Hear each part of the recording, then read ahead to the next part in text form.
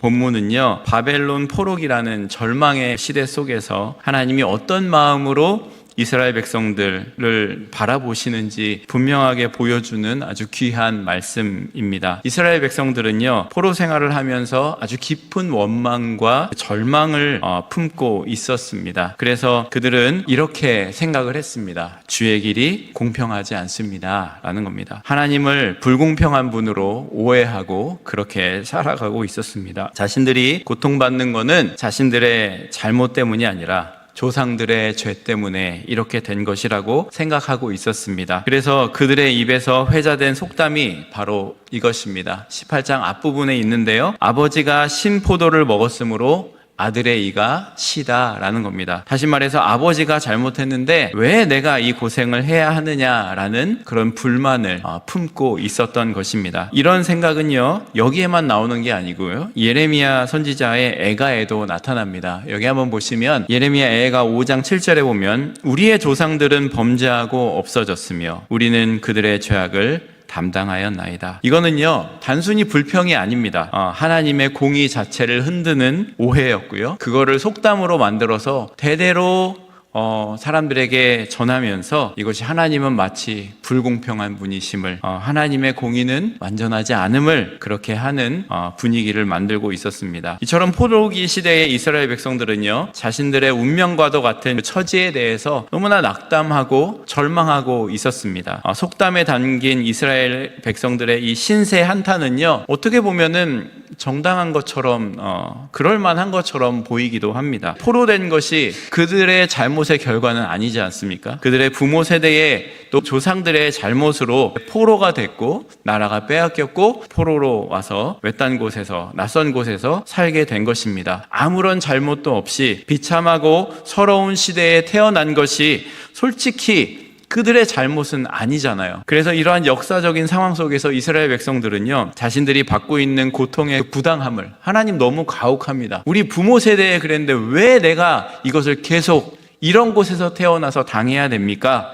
그리고 나아가서 공의로우신 하나님에 대한 의문을 속담에 심어두고 이야기하고 아버지가 신포도 먹었는데 내 이가 시다고 하면서 그렇게 불평하고 원망을 하며 살았던 것입니다. 사실 우리도 이런 마음을 가질 때가 많다는 것을 생각하게 됩니다. 억울한 일을 당할 때, 혹은 내가 짊어진 인생의 무게가 너무 벅찰 때, 하나님 왜 내게만, 왜 저에게만 이런 일이 일어납니까? 하나님 왜 우리 부모님이 그랬는데 제가 이러한 어려움을 겪어야 됩니까? 도저히 이거를 벗어날 수 없을 것 같은 느낌이 들고, 하나님 과연 공평하신 분이신가? 공의로우신 분이신가? 라는 질문이 터져 나올 때가 있을지도 모르겠습니다. 우리도 그러니까 이스라엘 백성들의 그 당시에 이 속담을 이야기하는 그들의 마음이 낯설지 않게 느껴질 수 있을 것입니다. 이스라엘이 이런 속담을 만든 배경에는요, 성경 말씀을 잘못 이해한 데 있었습니다. 출애굽기 20장 3절에서 5절을 보시면은요, 이런 말씀이 있습니다. 십계명을 주시면서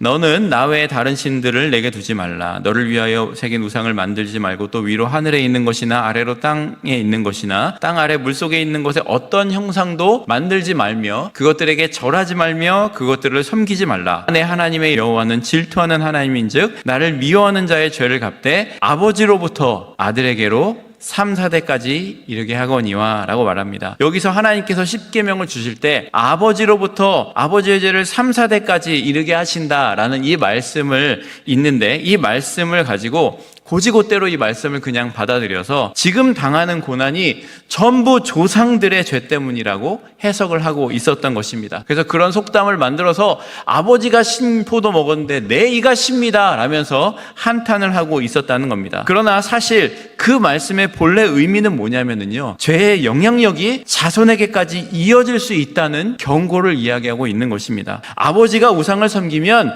자녀도 그것을 본받기가 쉽고 죄의 습성은 자연스럽게 되물림되기 마련이라는 것입니다. 제가 아버지 학교를 다니면서 들었던 이야기 중에 아주 충격적인 말이 있습니다. 자녀는 부모의 등을 보고 배운다라는 겁니다. 앞에서 하는 거 말고 부모가 하는 거 뒤에서 보기만 해도 다 다 그런 것을 배우게 된다는 것입니다. 무슨 말입니까? 그것이 그대로 유전이 된다는 말이 아니라 죄의 습성이 아버지가 하는 것을 보고 자녀들도 따라서 그렇게 하게 된다는 것입니다. 그리고 이스라엘은요, 이런 죄의 습성이 대물림되는 것을 오해했던 것이고요, 이스라엘 백성들은 이 10계명 출애굽기 20장 5절까지만 가지고 한탄하고 있었는데요, 20장 6절에 보면 이런 말씀이 있습니다. 율법의 반대편에 있는 약속입니다. 나를 사랑하고 내 계명을 지키는 자에게는 은혜를 1000대까지 베풀겠다. 죄는 아들에게로 3, 4대까지 죄의 영향력이 흘러갈 것이지만 하나님을 사랑하고 하나님의 계명을 지키면 그 은혜는 몇 대까지 베풀겠다고요? 1000대까지 베풀겠다는 겁니다. 죄의 영향력이 3, 4대까지 미칠 수 있다면 은혜의 영향력은 1000대까지 이어지게 된다는 겁니다. 그러나 이 백성들은요, 이 심판만을 강조하면서 하나님을 오해한 채 자신의 책임을 외면하고 부모로부터 죄의 습성을 답습하면서 그 자리에 머물러 있었던 것입니다. 이 모습은요, 예전에 교회 안에서 한때 유행했던 가계 저주론과 닮아 있습니다. 가계 저주론은요, 조상의 죄 때문에 내가 고통받는다는 그러한 주장입니다. 실제로 가계에 흐르는 저주를 끊으라라는 메릴린 히키라는 사람이 쓴 이 책이 베스트셀러가 되기도 했습니다. 하지만 이 성경을 잘못 해석한 결과입니다. 성경은요, 죄가 대물림되는 게 아니라 죄의 습관과 영향력이 이어질 뿐이라고 분명하게 말씀에 이야기하고 있습니다. 여기서 더 중요한 거는 누구든 자기 죄를 인정하고 하나님께 돌이킬 때 그 자리에서 새로운 역사를 시작할 수 있다는 것을 하나님께서는 에스겔서에서 분명하게 가르쳐주고 계십니다. 하나님은요, 백성들에게 이렇게 분명하게 말씀하시고 계십니다. 29절에 보시면 이스라엘 족속아, 나의 길이 공평하지, 너는 나의 길이 어찌 공평하지 아니하냐, 너희 길이 공평한 것이 아니느냐, 하나님 이렇게 말씀하십니다. 하나님은요, 불공평하지 않으신 분이라는 겁니다. 오히려 사람은요, 자기 행위대로 심판받는다는 가장 공정한 원칙을 이미 세우셨고요, 그것을 그들에게 분명히 알려주셨습니다. 그것이 18장 전체에 나오는 그림인데 요약하면 딱 이렇게 요약이 됩니다. 죄를 범하는 그 영혼은 죽는다라는 겁니다. 부모 때문이 아니라 죄를 범하는 그 영혼은 죽는다는 겁니다. 그러나 반대로 악인이라도 돌이켜 떠나면 반드시 산다라는 겁니다. 각 사람의 책임을 강조하는 동시에 회개할 기회를 누구에게나 열어주고 계시는 하나님의 마음이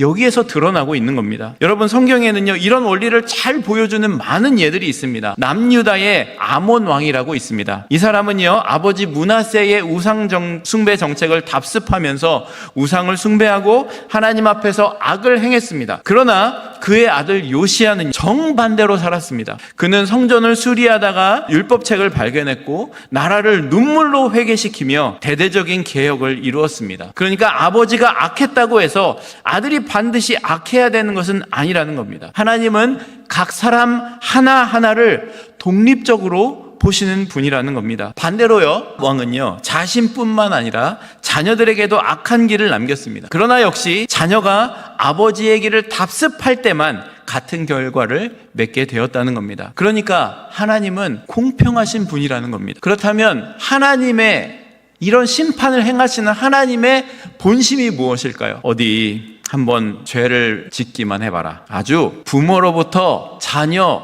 손까지 대대로 싸그리 내가 혼쭐 내주겠다. 아주 한번 걸리기만 해봐. 자녀 대대로 그냥 혼내줄 거야. 하나님 이런 분이 아니라는 겁니다. 오히려 에스겔서 18장 32절에 이렇게 선언합니다. 함께 읽겠습니다. 주 여호와의 말씀이니라. 내가 죽은 자의 죽는 것을 기뻐하겠느냐. 그러므로 너희는 돌이키고 살라. 하나님은요, 죽은 자, 그렇게 죄를 짓고 죽음의 길로 가는 자를, 사람들이 죄를 짓고 죽는 것을 기뻐하겠느냐? 기뻐하지 않으신다는 거예요. 그러면서 하나님께서 뭐라고 얘기하세요? 그러므로 너희는 돌이키고 살라라고 얘기합니다. 이 말씀이 굉장히 중요한 말씀입니다. 돌이키고 살라라고 말씀합니다. 두 단어가 원어로 보면 굉장히 중요한데요, 돌이키라라는 단어는 슈브라는 단어를 썼습니다. 이 말은요, 방향을 바꾸다, 돌아서다, 회개하다라는 뜻을 가지고 있습니다. 잘못된 길에서 발길을 돌려서 하나님께서 돌아오라, 하나님께 돌아오라라는 돌이키라라는 말씀을 하고 있고요. 그리고 살라라는 단어가 더 중요한데, 살라라는 단어는 히브리어로 슈브라는 단어를, 하야라는 단어를 씁니다.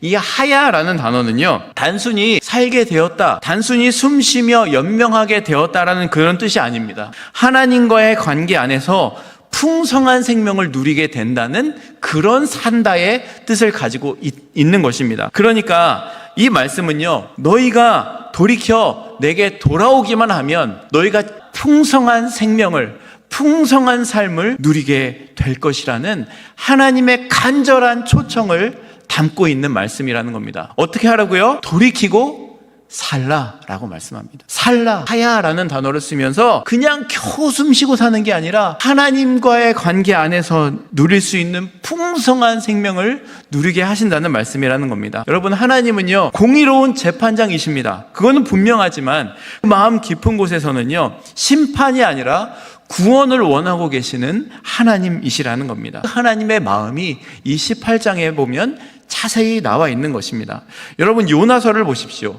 요나는요, 어느 날 하나님께서 요나를 불러서 니느웨에 가서 심판을 전하라고 하셨습니다. 니느웨는요, 잔혹한 아시리아의 수도였습니다. 하나님께서 멸망을 선언하셨고요, 요나는 어찌저찌 해서 억지로 그곳에 가서 성의 없는 외침을 했지만 니느웨의 아시리아 백성들이 회개하고 금식하는 일이 일어났습니다. 그러자 하나님 심판을 거두셨습니다. 요나가 그걸 보고 어떻게 했죠? 화가 났습니다. 하나님은 은혜롭고 자비로우셔서 진노를 더디하시고 재앙 내리시기를 기뻐하지 않으시는 분이십니다. 그 사실이 요나는 마음에 들지 않아서 하나님 팔짱 끼고, 하나님 이 나라 어떻게 되는지 내가 보겠습니다. 산속에서 산 위에 올라가서 보았지만 하나님 심판을 유보하셨을 때 요나는 하나님께 불평을 했습니다. 근데 요나가 말했던 이 요나서 4장 2절의 말씀, 하나님은 은혜로우시고 자비로우셔서 진노를 더디하시고 재앙 내리기를 기뻐하지 않으시는 분입니다. 말 안에 하나님의 본성이 너무나 잘 들어가 있다는 겁니다. 이게 하나님의 본심이라는 겁니다.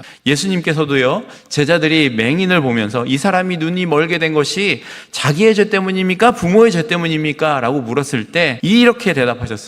그는 부모나 그가 범죄한 것이 아니라, 그의 부모나 그가 범죄한 것이 아니라 그에게서 하나님이 하시는 일을 나타내고자 하심이라 라고 분명하게 말씀하셨습니다.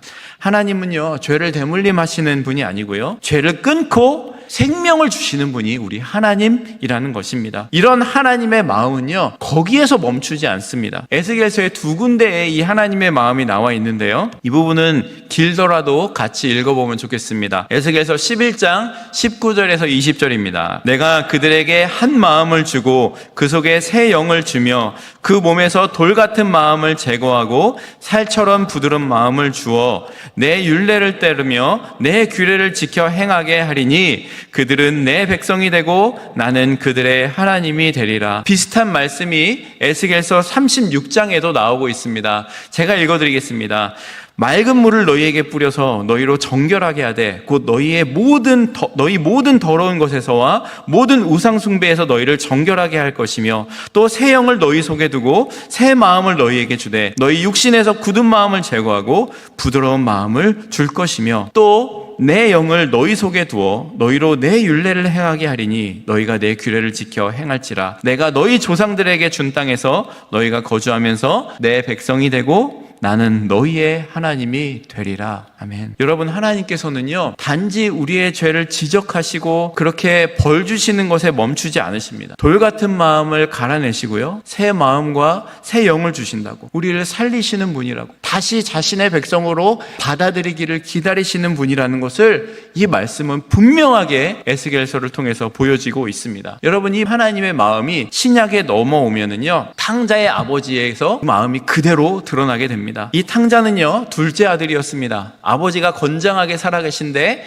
아버지의 재산을 반 내놓으라고, 내가 받을 재산 내놓으라 그래서 그 재산을 가지고 먼 나라에 가서 재산을 다 탕진하고 쫄딱 망하고 거지가 되었습니다. 돼지 먹이를 주는데도 돼지 먹이조차 먹는 것을 허용되지 않았던 아주 어려운 시간을 보내면서 비참하게 살았습니다. 그 아들은 내가 이렇게 있는 것보다 아버지의 집에 가서 종으로 사는 게 좋다고 생각하고 아버지의 집을 향해 먼 길을 걸어갑니다. 그리고 그곳에서 자기 집을 향해 가까이 왔을 때 아들은 누군가를 보았습니다. 익숙한 실루엣이었습니다. 자기가 집을 떠난 날부터 하루도 빠지지 않고 동굴 밖에 올라가 아들이 떠난 곳을 향해서 바라보면서 돌아오기를 기다렸던 아버지가 자신을 바라보고 있었습니다. 그 아버지는 자기의 아들이 형편없는 모습이 되어 돌아오는 것을 보자마자, 자기 아들인 것을 확인하자마자 그 아들을 향해 뛰어와서 끌어안으며 죽었다가 살아난 아들을 위해서 잔치를 열었던 모습이 탕자의 아버지의 모습 가운데 나타납니다. 여러분, 이것이 바로 돌이키면 살리라는 말씀의 신약의 성취인 겁니다. 오늘 이 말씀은요, 우리에게 깊은 도전을 줍니다. 혹시 우리 마음속에 여전히 나는 어쩔 수 없어, 우리 부모님 탓에, 우리 조상들 탓에, 내 이런 환경 탓에 난 이렇게 살 수밖에 없어, 여기서 일어날 수 없어 라면서 그런 생각을 가지고 있는, 그런 생각 속에 살아가고 있는 우리의 모습이 있다면 하나님 이렇게 말씀하십니다. 너희 각 사람을 너희 행위대로 심판하겠다. 돌이키고 살라 라고 말씀하시고 계십니다. 문제를 합리화하고 전가하는 것이 아니라 내 죄를 인정하고 하나님 앞에 돌이킬 때 생명의 길이 열린다는 것을 하나님께서는 분명하게 가르쳐주고 계십니다. 여러분, 알코올 중독을 치료하는 첫 번째 단계가 뭔지 아십니까? 알코올 중독을 치료하려면요, 내가 알코올 중독자입니다 라고 인정하고 고백하는 것에서 시작한다는 겁니다. 그러지 않고는 알코올 중독 치료가 시작할 수가 없다는 거예요. 인정해야 된다는 거예요. 내가 알코올 중독자라는 것을. 우리의 영적인 삶도 마찬가지입니다. 내가 죄인임을 인정하고 하나님의 마음이 어떤 것인지를 알고 받아들일 때 하나님께서는 돌 같은 마음을 새 마음으로 바꿔주신다고 분명하게 약속하고 계시다는 것을 말씀을 통해서 우리는 확인했습니다. 오늘날 우리의 삶에도요, 이스라엘 백성과 같은 영적인 포로기와 같은 현실이 있는지도 모르겠습니다. 사람들과의 관계 안에서 묶여 있으면서 가지는 어떤 관계 안에서의 포로의 모습이 있는지도 모르겠고요. 부모님으로부터, 내 주위의 환경으로부터 받은 그런 죄악된 습관의 포로로 우리가 잡혀 있는지도 모르겠습니다. 또는 우리가 당하고 있는 우리의 현실의 그 상황의 포로로 억눌리며 살아갈 때가 참 많이 있는 것 같습니다. 그러나 하나님께서는요, 우리를 그 자리에 버려두시는 분이 아니라는 겁니다. 오히려 다시 일어서라고, 돌이켜 살라고 말씀하고 계십니다. 하나님은요, 불공평한 분이 아니십니다. 각 사람의 행위에 따라 분명히 공의로우시되 동시에 누구도 멸망하기를 원하지 않으시는 하나님이라는 겁니다. 이것이 성경 전체에 나타나는 하나님의 마음입니다. 그래서 하나님 이렇게 말씀하십니다. 돌이켜 살라. 이 말씀을 마음에 새기면서 몇 가지 기억하면 좋겠습니다. 앞으로 환경 탓, 조상 탓 이런 거 멈추고 내 책임을 먼저 인정하시기 바랍니다. 부모님으로부터 나 이런 성격 물려받아서 난 이렇게 살 수밖에 없어요, 나를 정당화하는 모습들 내려놓으시기 바랍니다. 하나님께 돌이켜서 하나님의 영을 받으면은요, 하나님께서 우리의 돌 같은 마음, 우리의 어떤 습성들 다 하나하나 깎아내고 갈아내시고 우리에게 새 마음을 주신다고 약속하고 계시기 때문입니다. 하나님은 심판보다 구원을 원하시는 분이라는 것을 믿으시기 바랍니다. 그리고 새 영과 새 마음을 주시는 하나님께 여러분을 맡기시기 바랍니다. 돌이키면 살게 하시는 새로운 시작이 모두에게 가능하다는 것을 믿으시기 바랍니다. 오늘 이 말씀을 붙잡고 우리 각자가 돌이켜 살라는 하나님의 마음이 담긴 음성 앞에 응답하는 은혜가 있기를 바랍니다. 환경, 조상, 과거의 실수, 내 어떤 모습들, 실수들, 그런 것들, 외부 요인 탓, 책임 전가 멈추고 내 선택과 행동을 솔직하게 바라보는 습관을 가져보시기 바랍니다. 그래서 하루하루를 마무리하면서 내가 했던 행동과 선택 가운데 하나님 앞에 솔직하게 인정할 부분들 인정하고 내려놓고 회개하는 우리가 되었으면 좋겠습니다. 그래서 내 죄를 인정하고 회개하는 자리로 나아가시기 바라고요. 하나님의 은혜와 새 마음을 경험하는 여러분이 되시기 바랍니다. 하나님께서는 분명하게 약속하셨죠. 돌 같은 마음을 새 마음으로 바꾸고 새 영을 주신다라고. 그래서 우리의 삶을 그렇게 살리기를 원하시는 분이기 때문에 하나님 새 마음과 새 영을 내 안에 부어 주십시오 라고 기도하시면서 작은 순종과 돌이킴을 실천하시기 바랍니다. 하나님께서 주시는 마음으로 순종해 보시기 바랍니다. 그럴 때 하나님께서 일하시는 것들을 경험하게 될 것입니다. 하나님께서 나를 포기하지 않으시기 때문에 어떠한 환경, 어떠한 현실 속에서도 하나님께서 나를 붙잡고 계신다는 확신을 가지시고 환경과 상황 가운데 눌리지 마시고 하나님만 바라보고 나아가시는, 그러면 길을 여시는 하나님을 만나게 될 것임을 여러분 경험하시기 바랍니다.